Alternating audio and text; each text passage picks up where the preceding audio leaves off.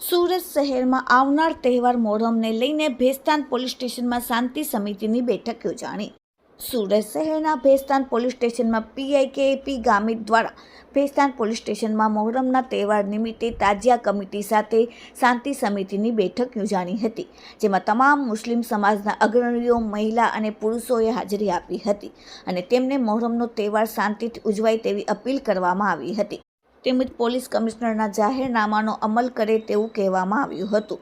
તેમજ જાહેરનામામાં જે પ્રમાણે તાજિયા જુલુસનું રૂટ નક્કી કરવામાં આવ્યું છે તે રૂટ પ્રમાણે તાજિયાનો જુલુસ કાઢવામાં આવે તેવું લોકોને પોલીસ દ્વારા સમજાવવામાં આવ્યું।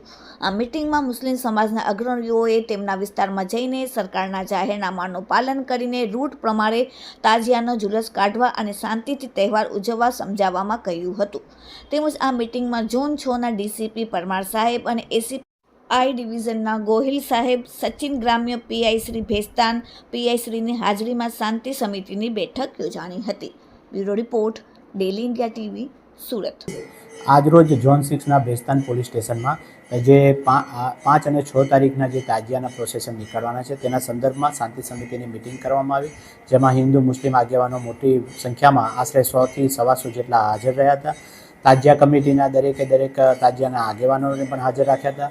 ખૂબ શાંતિપૂર્ણ માહોલમાં મિટિંગ થઈ તથા સમયસર તાજિયા નીકળે તે બાબતની પણ ચર્ચા કરવામાં આવી। દરેકે સંમતિ જતાવી કે અમે સમયસર જે ઉધના 3 દરવાજા, નવસારી બજાર અને જે ભાગળ પહોંચવાનું છે, જે 11 કિલોમીટર લાંબો રૂટ છે, તે બાબતમાં જલ્દીથી જલ્દી પહોંચાય તે બાબતની ચર્ચા કરવામાં આવી અને દરેકે સંમતિ બતાવી કે અમે સમયસર તાજિયા કાઢીશું।